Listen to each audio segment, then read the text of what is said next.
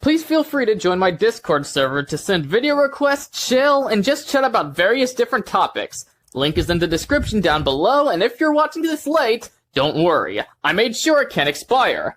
Hope to see you all there. Hello everyone, this is Daikaiju SpaceZilla approaching ya, and today I'm gonna be re-uploading my review of Garo, Chapter of the Black Wolf, as it is the show's 16th anniversary. You may have watched this last Halloween when I uploaded it to BitChute, but thought I'd re-upload it to YouTube since for some dumb reason whenever I tried last year, Bandai Namco kept taking it down. Which my friend Jinrai Prime has informed me that might have to do with the fact that Bandai Namco has the Makai Knights in their series of games, Super Robot Wars, so at least that clears up some confusion, but it still pisses me off as it's not even their show, they just own the rights to the characters, and the review is fair use. But now I have a useful template that my good friend Kaiju no Kami sent me for dispute, so I'm quite confident this one will stay up. But before you guys enter the review, I want to make it clear that even though my picture quality and sound has improved over time, this is still one of my most proud works of videos out there, and I am really happy to finally have it on a bigger platform like YouTube. And I also touched up on certain things to make it more polished than the original upload, along with some added bloopers that I forgot to add to the BitChute version back in the day. Anyway, today is a very important day, as 16 years ago one of the greatest shows ever made aired on television, so this very date demands a celebration. Hope you all enjoy the video. Please feel free to check out Garo, Chapter of the Black Wolf after you finish it.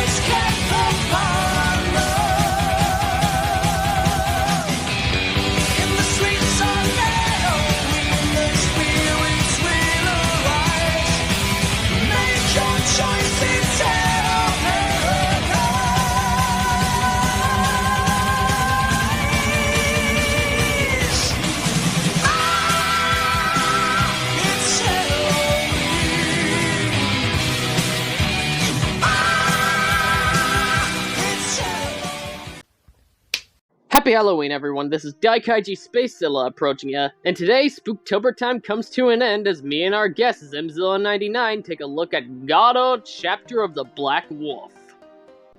Yeah, so I don't actually have a Blu-ray of Garo, unlike Joey here, so a lot of this is going to be based on him having easy access to the series, and then me kind of just thrifting around, having a pirate's life for me when it came to how I kind of got into the series. Plus, Joey was a little bit kind of convincing in terms of, like, telling me I should really watch this.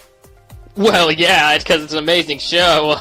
But let's kind of get into just, like, how Garo came to be. I think I made myself pretty clear that I'm a massive fanboy for both Garo and its creator Keita Amamiya. So as hyped as I was to gush about this excellent show, I've been holding off on it for quite a while to save it for Halloween, because I felt we needed the conclusion of Spooktober time to be a highlight. So what would be more deserving for that spot than the original Garo series? Alternatively known as the Chapter of the Black Wolf. The show originally aired in 2005, however there was a rebroadcast of it in 2016, and then later on in October. So there was actually 2 times in 2016 that the show did air. So it's kind of convenient, I guess. And then of course around 2017 is when the Blu-rays came out for us. Many pieces of art that claim to be action horror don't actually earn the label and are only considered such for having elements that belong in the horror genre. Galo's one of those shows that actually earned the title, as it doesn't favor a specific genre over the other. But Galo doesn't stop at the action and horror. This series throws in a good blend of humor, dark mythology, drama, and romance. It started airing back in October of 2005 late at night for TV Tokyo. Tragically, it didn't get much views at the time, and it's a miracle it wasn't cancelled. It does put a smile on my face to know when it was released on video, the show's sales were off the charts due to its positive reputation, thus popularizing the series.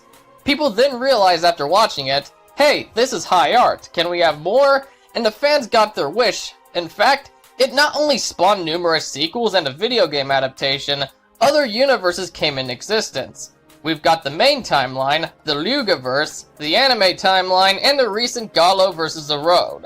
Final Fantasy XIV even had Makai Knight and Makai Priest skins for a limited time. But thanks to mods, it's still playable till this day. Yes, indeed. Daikaiju SpaceZilla is right. There are ways in which the Makai Knight skin is still playable within Final Fantasy. But for people who aren't entirely aware, Garo is indeed a tokusatsu series. Tokusatsu, of course, being the form of summation / special effects that are common to Japan. Of course, for all you normies out there, that would include Godzilla, Ultraman, and Power Rangers, or in Japan, Super Sentai. Of course, there is also the much appreciated Kamen Rider, which Garo shares a lot of its key elements with when it comes to its suit work, along with its CGI implementations. However, I will say that Garo's horror aesthetics allow it to tread places that only show a Kamen Rider series and a lot more darker series like Amazon's would cover. The show focuses on Koga Saejima, a Makai Knight who holds the title of Galo who battles demonic creatures known as horrors. During his battles, he encounters a young girl named Karlu, whom he saves from a horror but is stained with its demonic blood. As a rule, those that have been stained by the blood of a horror shall be cut down or else they will die painfully in approximately 100 days. Although he plans to use her to attract more horrors, as his relationship with Karlu develops, he starts to fall in love with the young lady, so he attempts to find a way to purify her before the time runs out. Koga also goes head-to-head against another Makai Knight named Lei, being the Silver Knight Zero, and a much darker plot to revive the mother of all horrors, Messiah, comes into play. First things first, I want to mention how I'm tired of people saying the original series isn't big on a moving narrative. Yes, on one hand, Galo is episodic until the final few episodes of the show, but that doesn't mean it isn't focused on the main story till that point. Each episode of Galo progresses the story and the characters that tell it more than apparently. As far as I'm concerned, there isn't a cent of filler present here. Even the clip show episode is important, as not only do you get a badass fight on a subway train at the end, alongside narration by the one and only Zalaba, it explains some pretty intriguing lore. Not to mention, we are given the honor to see such a sick music video of Savior in the Dark.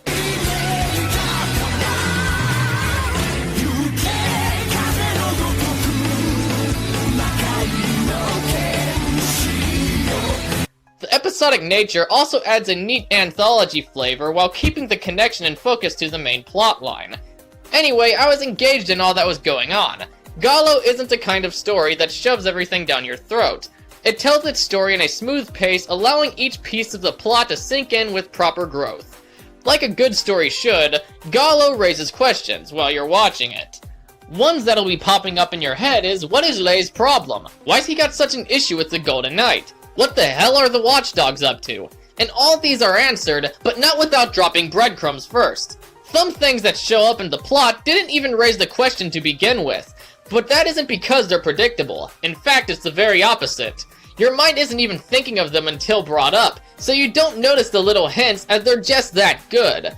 It's when the turn of events actually occur when you start thinking, oh, so that's what they were getting at. Overall, anyone who says that Garo does not have an overconnecting plot probably doesn't really know what they're talking about or haven't seen the series themselves. Even in the cases where there isn't any relation to the main story in general, every episode is extremely impactful. I wanted to look at two episodes in particular, those being episodes 12 and 17. Episode 12, going over the relationship between Taiga, the previous Garo, who is also Koga's father, is an interesting episode because of that relationship and the dynamic that Taiga and Garo had, and Taiga's eventual death affecting Koga. This also helped develop him further as a character and allowed us to ease up on the rather stoic and, in a lot of cases, rather cardboard character that Koga can be, and it adds a new dimension to his character. The other episode, Fish Tank, episode 17, which happens later on in the series, is a little bit more out there as it focuses on a more Monster of the Week format with the fish horror. However, it provides an interesting monster design as many long-running series can, but it also allows for an interesting aspect in terms of Kaoru and Koga's relationship because of what the horror reveals in that episode. I should also mention that the overall series itself is not extremely long.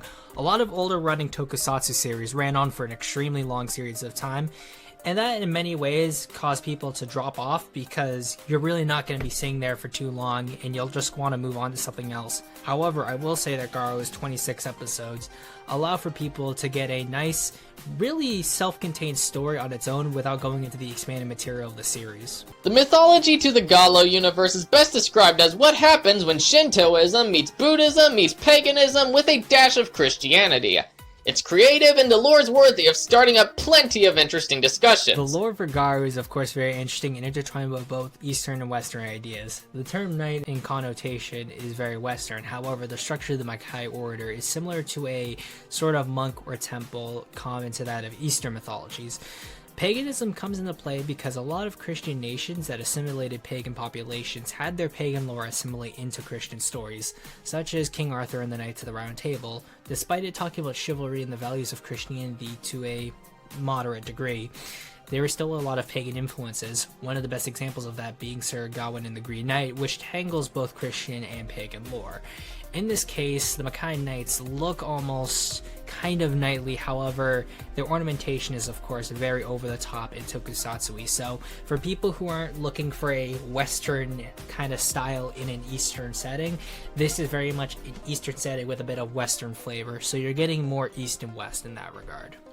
Koga Saejima, played by Ryosei Konishi, used to be a generally naive kid who feared horrors and was too afraid to take his father's place as the Golden Knight. But he found out he had to be strong and train for years on a daily basis to earn the title of Garo. So Koga grew up to be more bitter and cold because he tries to repress every feeling he has due to losing those closest to him, as he fears an eventual parting.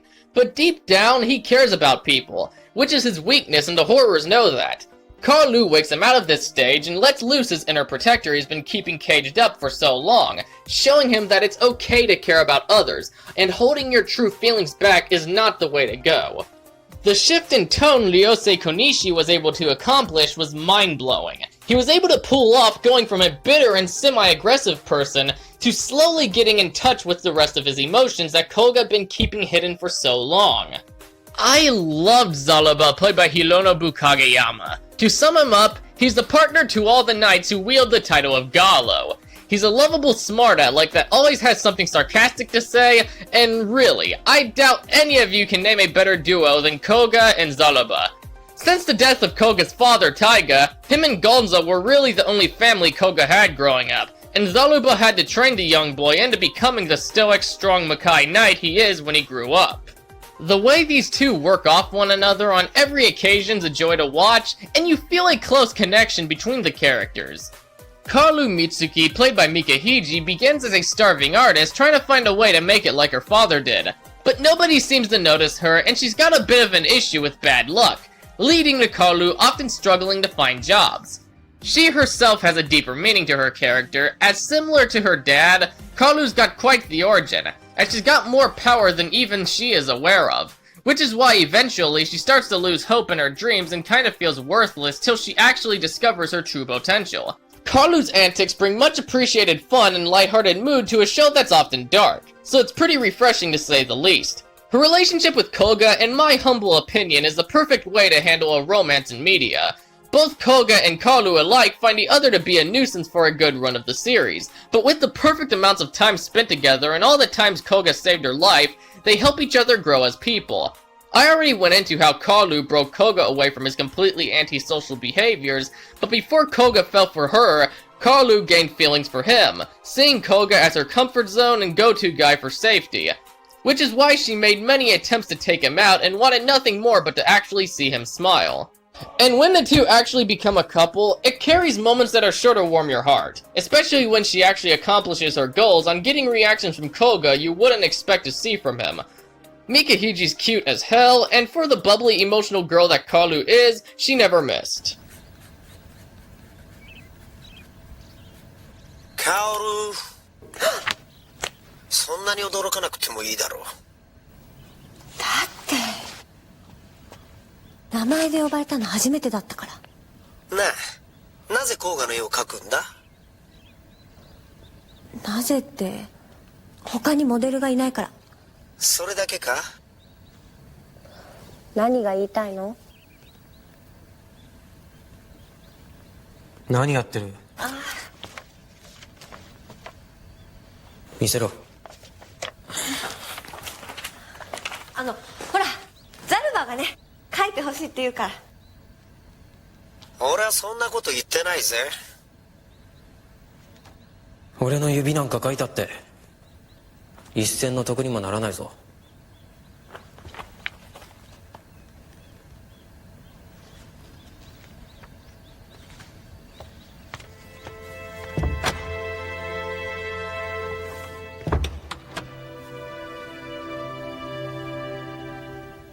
そんなことない。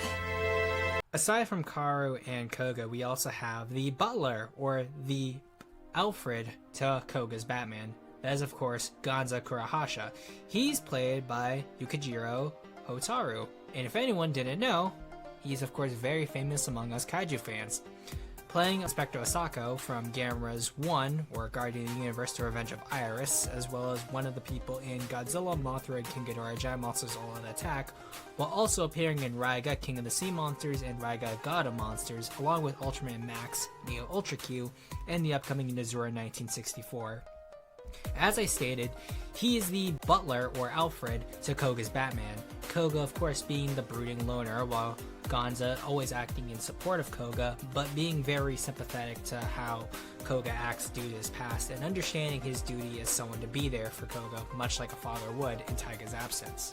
Gonza is essentially a second father to Koga, as ever since he was a young boy, he looked out for him and loved Koga like he was his own. If you like the father and son relationship Batman and his butler Alfred had, Garo has something similar with these two, and it's just as wholesome. I love how he will often show up and try to lighten the mood up whenever there's tension, and it brings a positive sound for me every time. I also had a lot of fun with every time him and Kalu hanged out. The jokes featured in these parts were refreshing, and it was a nice way to build Gonza's connection to her, as he begins to become just as close to her as he is Koga. And Yukijiro Hotaru's got this thing about him where you always can't help but to love him whenever he's got a role in a show or movie. 当たった。マネーパークって知ってる？マネーパークと言いますと人気番組の。実は当たったの。素晴らしい。絶対ゲームで優勝して賞金をゲットするんだから。これは確かペアで参加でございますよね。おこがましいとは存じますが、私こう見えましても知力、体力、時の運いずれもなかなかのものでありまして、もし本気で高額賞金を狙うのであれば。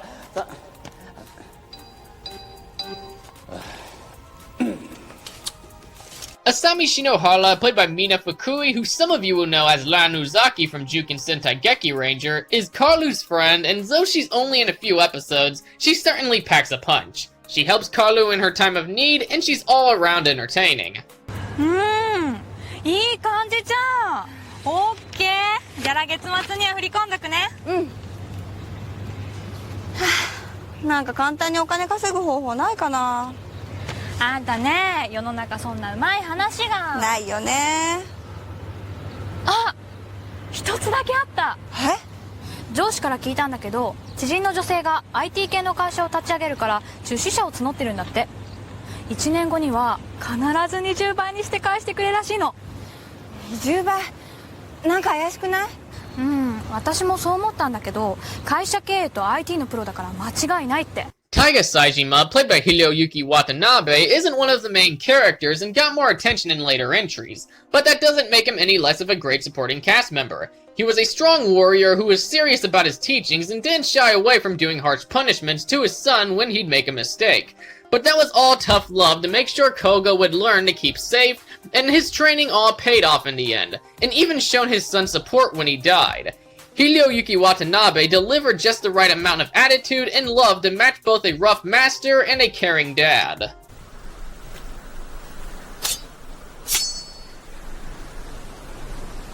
持ってみるがいい。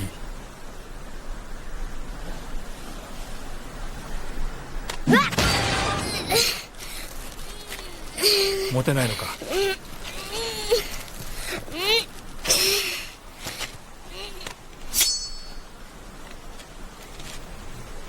魔界騎士の持つ剣はこのソウルメタルによって作られている。使い手の心に剣が反応し、時には隕鉄のように重く、時には羽毛のように軽い。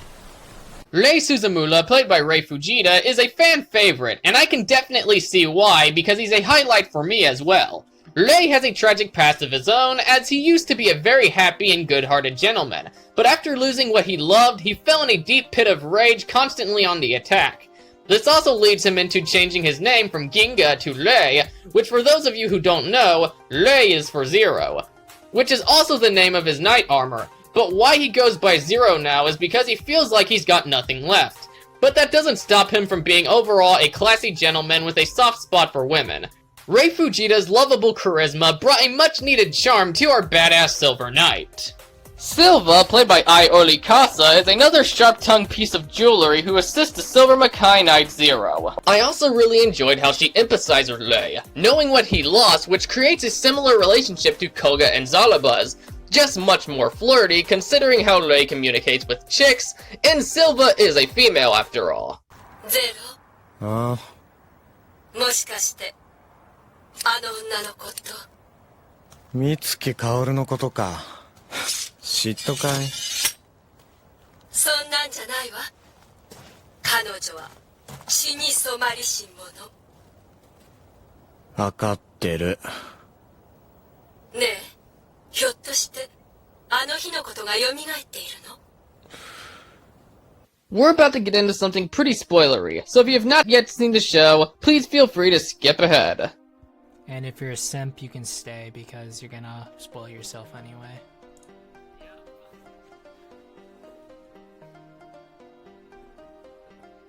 Still here? Well, don't say I didn't warn ya. Anyway, the little war between Rei and Koga was an arc I found really engaging. Out of nowhere, Rei shows up with major hostilities towards the Golden Knight, and nobody, not even Koga, is aware of the reason. So the ambition has you wanting to turn on the next episode to see what is exactly up with this. But after trying to kill each other, both knights discover that they've got more in common than they thought, as Koga and Rei find out that they've both had the truth of who really killed their family hidden from them, and it ironically was the same knight who did it.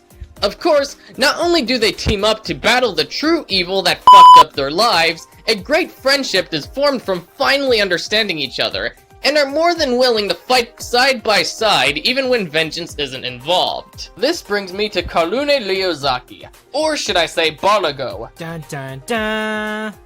Also known as Kiba the Dark Knight, played by Masaki Kimoto and Kenichi Kobayashi. A Makai Knight that let himself get sucked into darkness from his intense feelings towards horrors is an intelligently told origin and a brilliant way to build the Black Knight to be the threat that you'd expect from the name.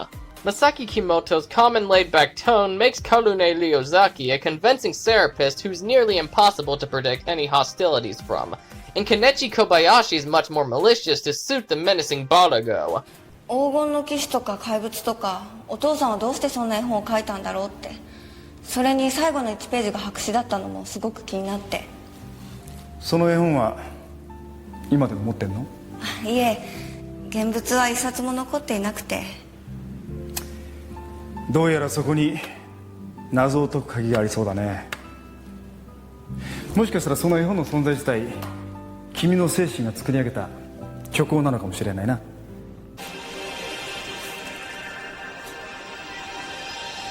君が今日で6人目だ。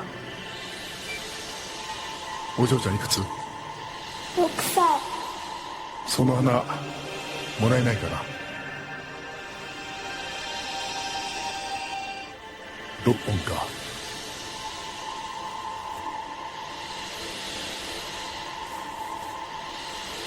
君が敵確者だ。Jabi, played by Yasui Saito, which many of you will recognize as Nagi Saigyo from Ultraman Nexus. Now this is how you do a badass chick. Take notes, Hollywood. She and Koga were childhood friends that trained and played together. But that didn't make Jabi biased when she decided she wouldn't trust a single Makai Knight due to connection to the highly suspicious watchdogs. She's even willing to fight him to the death, but once trust is earned, she sides with Koga along with getting romantically interested in the Golden Knight. Afterwards, she reveals a more upbeat side, showing us that Jabi is just as capable of being adorable as she is badass. Yasui Saito delivered a superb blend of dominance and cutesiness.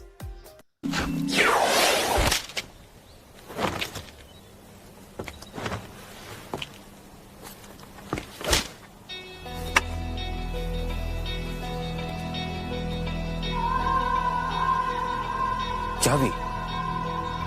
甲賀かへえ男前になったなあの鼻垂れ小僧が相変わらず口が悪いなお前は。惚れるかもね私が普通の女だったら。ザルバも元気かい？懐かしんでる場合じゃないだろう。Amon, played by Akaji Malo from Kill Bill as Boss Ozawa, Suicide Club as Detective Murata, and Yamato Takeru, aka Orloji the Eight-Headed Dragon as Suki no Nawa. He is a wise old Makai priest that trained Koga and Jabi, helping both of them grow up to be skilled warriors. He's full of knowledge, and a lot of his lines are pretty fucking deep. You can tell he's been around long enough to become the wise fellow he is now, as he doesn't fear death, since he learned from Taiga that you're never truly gone. マドリンの口出しはルール違反だぞ。そんな俺を作ったのは誰だっけ？お前の口の悪さを抑制できなかったのはわしの生涯唯一の過ちだ。何？あの頃あんたも若かったのさ。お前が言うなお前が。 Overall, in terms of the main characters we have across the series, they're all very well functioning in terms of their roles. I would say overall the best acted would probably be Rei and Koga, of course them being the technical two leading men, with of course Koga being the main leading man. Garo, of course, being the sort of damsel in distress slash goal towards most of the series. She does have less to do, but she does work really well with what she's got. Gonzo, of course, being played by a veteran actor helps, and his overall presence in the show is felt. Baraga is, of course, one of the most awesome characters in the show, and his menacing demeanor helps tremendously. However, I would say one of my other favorite characters would definitely be Jabi. As Joey stated, Hollywood would need to take notes because this is how you make a really strong female character. If I didn't talk about how cool the Makai Knights were, I'd never forgive myself. We've got the Golden Knight Galo, Silver Knight Zero, and the heavily menacing Dark Knight Kiba. They could have easily gotten away with having them all look the same aside from color, but they went the extra mile by giving each knight their own special designs and fighting techniques. Which you gotta appreciate that. Overall, looking at both Koga and Baraga, we can see that both of their armors are very similar. However, Kiba's armor is much more heavily built, helping with his more imposing demeanor, while I would say Zero's is of course the lightest, and being that he is a Silver Knight, it almost seems fitting in a way. In terms of their appearance, they all share a similar lion/animal carnivore motif, and due to their differing sizes and their choice of weapons, it helps distinguish them all, of course barring their colors and all of that, with gold, silver, and black being interesting choices. The monsters and the effects that bring them to life never ceases to impress. Sure, the CGI is a bit dated, but it's a TV show from 2005 to 2006. Of course it's not gonna hold up. But they did what they could with it, and the result's still quite impressive for what they've had. Mind you, I'd get criticizing it if they used the digital effects as the main source. But they don't. It only comes in when the time calls for it. And sometimes the gorgeous cinematography manages to make it hard to notice. But there's no beating the practical effects in Galo, at least as far as television is concerned. We're about to get into some more spoiler territory. So again, if you have not yet seen the show, I'm gonna give you 10 seconds to skip to here in case you don't want to be spoiled. We'll know if you actually didn't skip.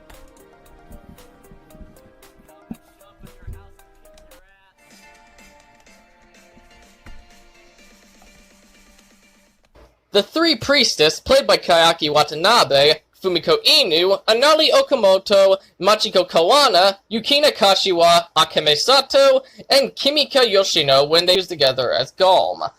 They're an interesting bunch, as they are the watchdogs, so the knights really have no other choice but to follow their orders if they don't want to face the consequences. They're fascinating, intelligent, and effective in each form. Kodama, played by Mark Musashi, is a character that we know very little about his history. But honestly, we're shown all we need to know, as his lack of origin tends to add to his intimidation. The silent performance from Mark, I believe, worked in his favor for the powerful brute that Kodama is. And his Demon Beast armor is to fucking die for. 西の騎士と東の騎士魔界騎士同士は争ってはいけないでも二人は戦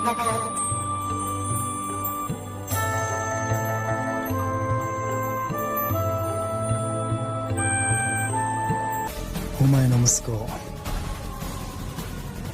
強い子に育ったな。いいえ、もっともっと強くなりますよ。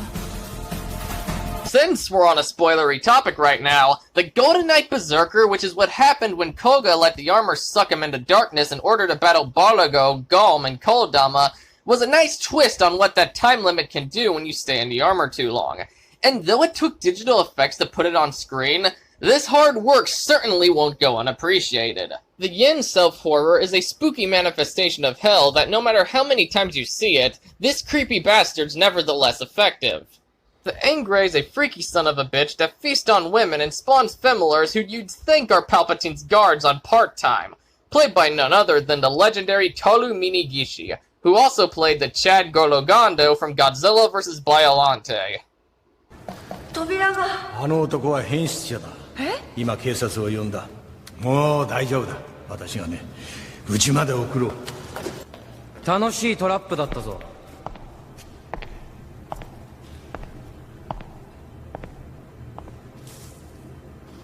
貴様、やはり魔界騎士だな。 Ishitar, played by Kahori Fuji, feeling like she belongs with the Cenobites from Hellraiser. とんだ邪魔が入ったわね。あんた、何者？お前らの天敵だよ。 Molax is a Lovecraftian beast who's as dangerous as he is unique. 長い歴史の中でホラーの体内に飲み込まれた魔界騎士は貴様が初めてだ。 Pazuzu, played by Taishu Kase, is a cunning demon who fucks with his victims by giving false hope before he feeds off them. やるな、その剣さばき。君の父親はもしや冴島大河か。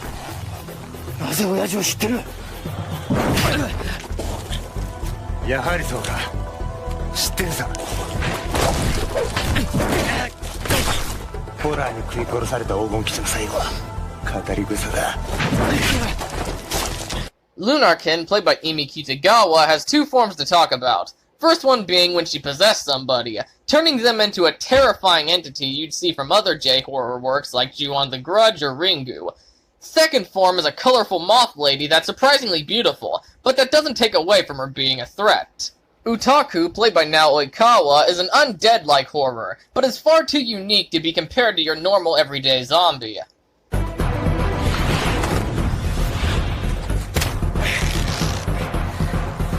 どう？気持ちいいでしょ？ Moloch, played by Erika Oda and Ryo Morimoto, is a bizarre entity that holds the ability of fire and ice. その指輪、彼からのプレゼント。きっと素敵な人なんだろうな。でももういないの。あ、ごめんなさい。申し訳ございません。こちらこそ。いや、申し訳ございません。こちらこそ。ご家族ですか？いえ。 Humpty's a barbaric monster that's just as brutally strong as he looks.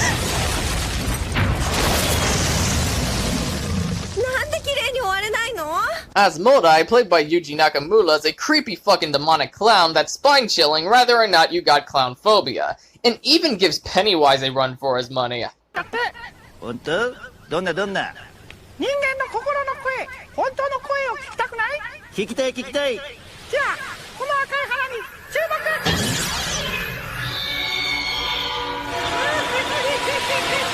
Dontarian, played by Jay Kabula, is a gimmicky horror with an over-the-top personality you'd see from a game show to match. ジプシーがシャングリラの七色天使に会いに行った途中のコロシアムで出会った女が7人。魔物が7匹、狼が7匹、鳩が7羽、それぞれ荷物が7つ。荷物の中にはモンシロチョウが7匹。さて、七色天使に出会えたのは何人？何匹？何羽Noel, played by Zimzilla, is another version of the Yen self-horror, just with a neat red color. His part may be brief, but very important as he helped get Koga on the path of where he is now. 坊や、この人坊やのお父さんかい？だったらお父さんにおじさんは怪しいもんじゃないって言ってくれないかい？頼むよ坊や。この人を切らないで。どけ。この人は悪い人じゃ。坊や、そんなに甘いと立派な魔界騎士にはなれないよ。The horrifying gargoyle, played by Itsuji Itao, who's got his nightmarish way of killing and devouring women. His design looks like something I wouldn't want to run into in a dark alley, and to top it all off with a really unsettling performance. どこへ行く？離して。みんなそうだった。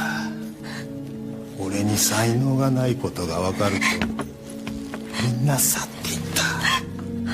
だが俺は魔物と契約し神の手を手に入れたんだ。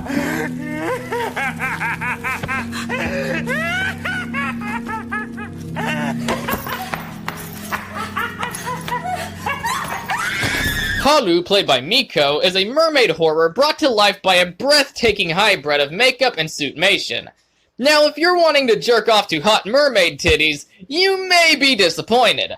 But if her looking like a literal fish lady isn't a turnoff for you, be my guest. 嬉しい。ずっと私のことを守ってね。絶対。The 12-piece fusion horror makes for an incredible upgrade to the Yen self-horror. Bonafultz, played by Yukitomo Tochino, is a gun horror with a skeletal-like appearance. As silly as that sounds by concept, he's executed so well you won't find him goofy in any way, shape, or form. 中でも最もたちの悪い種族が君たち魔界騎士だ。And of course, the mother of all horrors, Messiah, played by Shon Ishino, who I totally did not play with my meat stick to multiple times. Shut up, I'm not masturbating to a super hot demon chick, you are! Jokes aside, she is a powerful demon goddess that makes a worthy opponent to the Makai Knights. The Gru Dragon, played by Honda Masakazu, isn't a horror. In fact, its very existence is to hunt horrors, being a nice representation on Koga's old self. It is a creation I couldn't see anyone else from Keita Amamea bringing to life. 頼む！それを俺にくれ！それはできない。なぜだ！私はホラーを狩るために作られた。ただそれだけの存在だ。人を救うために作られたものではない。俺には時間がないんだ！貴様と問答してる暇はない！ Overall, when it comes to the creature designs within the series, they all share similar motifs. Of course, them all being horrors and of being a similar quote-unquote race. This is acceptable. Most tokusatsu series have a lot of lively colors with their creatures, so I appreciate Garo going for what is a more muted color scheme, which I personally enjoy.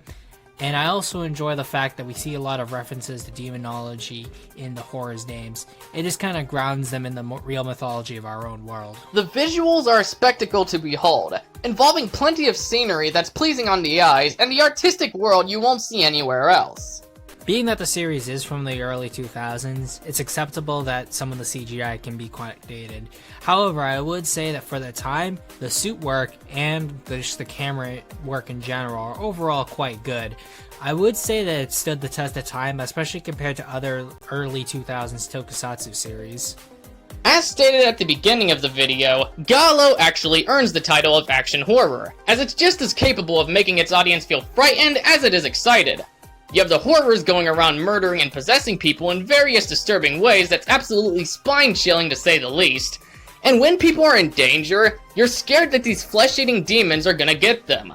But when the Makai Knights show up, the mood smoothly shifts from fear to excitement, as the horrors are no longer the most horrifying ones there, it's the Knights. And I mean that, cause some of the horrors are legit afraid of the Makai Knights. But that doesn't mean the Makai Knights are unstoppable superheroes that never face a single challenge, because that would be lying. They gotta train each day to get stronger, and sometimes they even get their asses handed to them till they've leveled up, for lack of a better word. Something that's great about the horrors is there's always one completely different from the last, spicing up both the horror and action aspects. And it's not just horrors, as obviously they battle fellow knights and other entities to keep things interesting.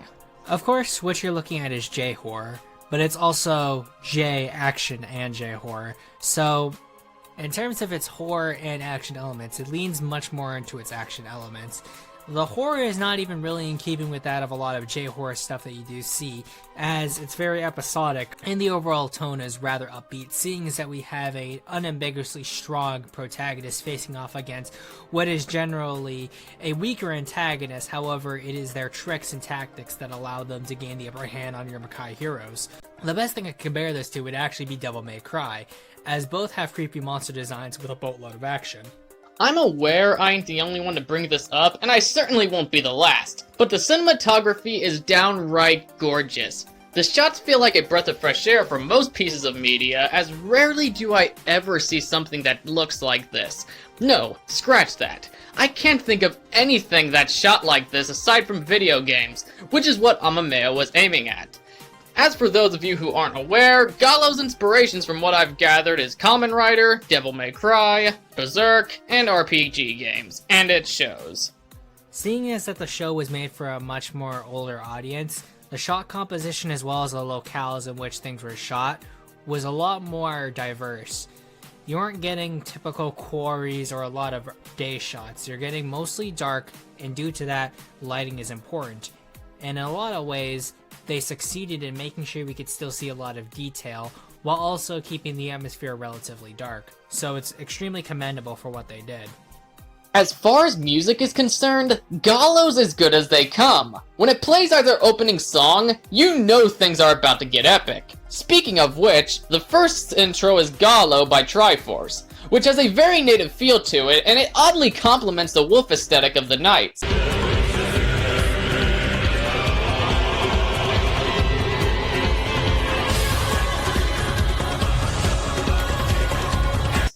Second is Savior in the Dark by Jam Project. This one is a much more fast power metal theme that gets me energetic regardless how much I listen to it, both including good-ass imagery.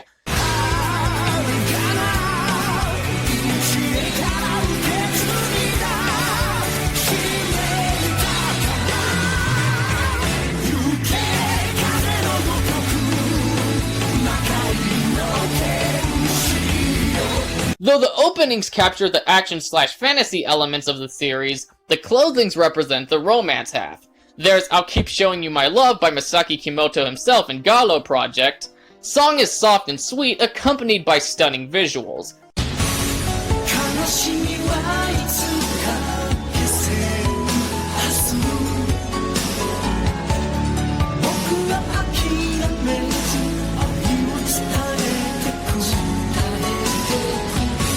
Final ending is I Shouldn't Still Be Loving, once again another hit by Masaki Kimoto.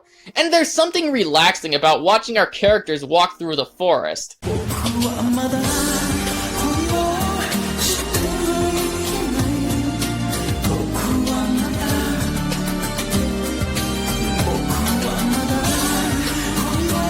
I like the instrumental versions of Jam Project's Savior in the Dark. They took a very exciting power metal song and sometimes even made it a slow track to match an emotional scene. You also have the sinister tones that'll have you thinking a horror could just show up behind you any moment. And when the demons attack people, sound becomes light years more intense. Since the show is part comedy, it is important that it holds a fair share of silly music. and I'm filled with joy to tell you whenever the moment requires it, Gallows delivers what the part needs. 君にはわからないのか。この私のメスで救われた患者たちの歓喜の声が。歓喜だと。そうだ。彼らは歓喜の絶頂で死んでいく。これほどの幸せがあると思うか。殺されて幸せな者などいない。いや、俺は認めない。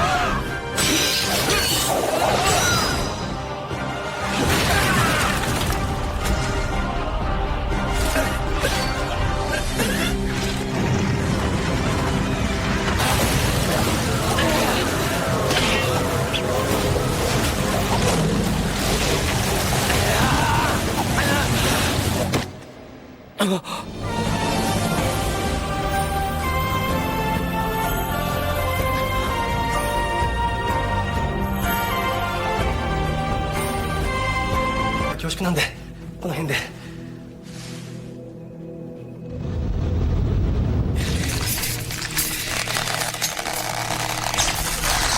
Overall, the music is of standard Japanese fare. I would say that I prefer the original Garo opening to its second. I just think that overall, when it comes to any piece of Japanese media, it always seems to me that there's a distinct drop in quality from the first intro / outro to the second. But I'd say both are of significant quality. And if you really, really like the music, I highly recommend that you listen to all of them. To say Gallo Chapter of the Black Wolf is a great series isn't enough. It's a masterpiece that needs to be seen to understand its brilliance. If you want a badass way to celebrate Halloween, well, you've come to the right place, because binge watching this show is a perfect way to conclude the Halloween season. It'll scare you, but it'll also play with your heart, make you laugh, and excite the living fuck out of you. Gallo Chapter of the Black Wolf is a legendary series that sets the bar on how high art can be, as aside from little nitpicks, there's nothing truly negative I got to say about the show. But so with that being said, I'm gonna award Gallo Chapter of the Black Wolf a phenomenal 10 out of 10 stars. I'd have to concur with Joey on this one. Even if you aren't looking for a super diverse Halloween watch lineup, if you're really into tokusatsu and you want to see something that's a lot more darker for the Halloween season, then this is definitely what you'll want to get into. So I'd also have to give Garo a 10 out of 10.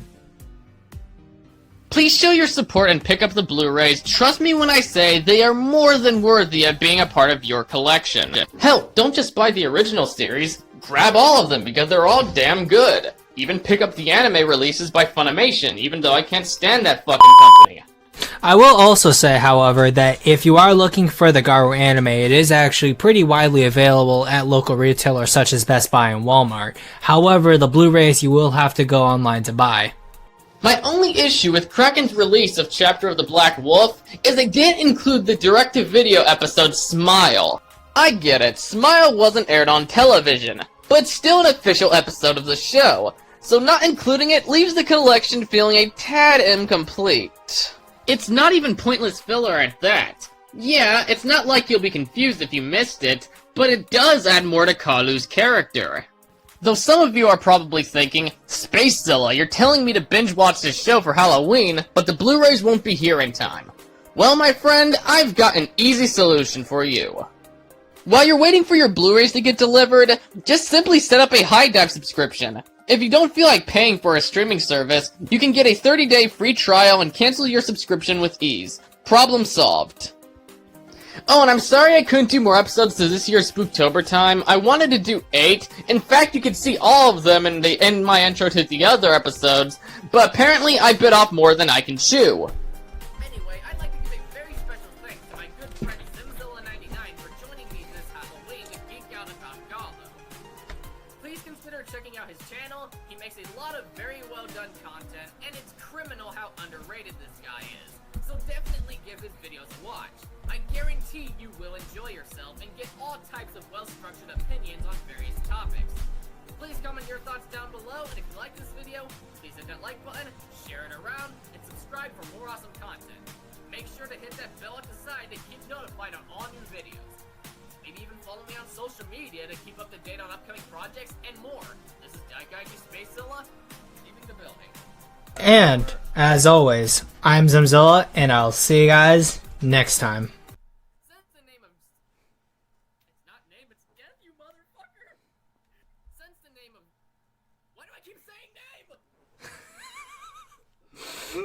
You need that one. That one needs to. That one needs to stay into.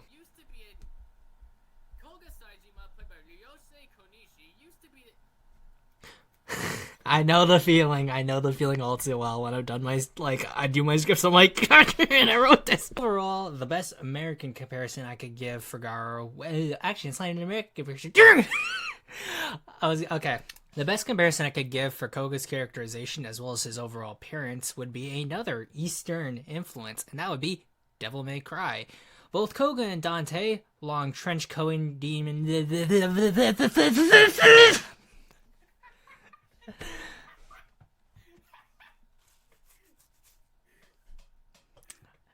series that I could compare Garo to in terms of its characters would be that of Devil May Cry.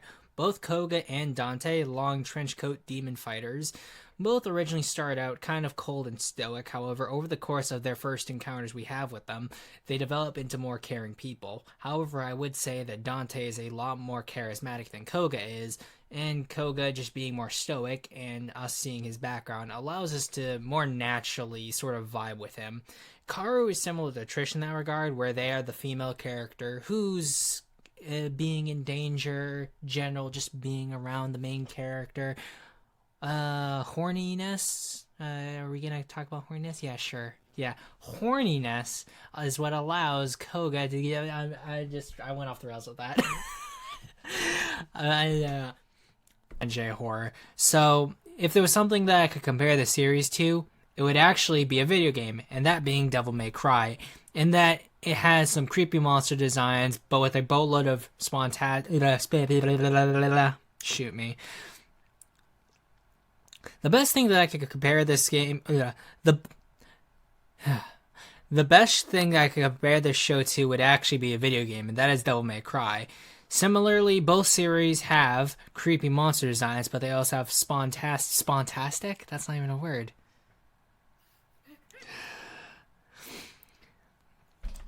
The best thing I could compare this to would actually be a video game, that being Devil May Cry, with over-the-top action plus creepy monster designs.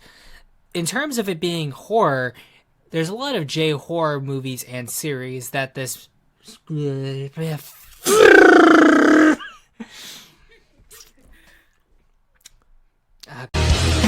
smoking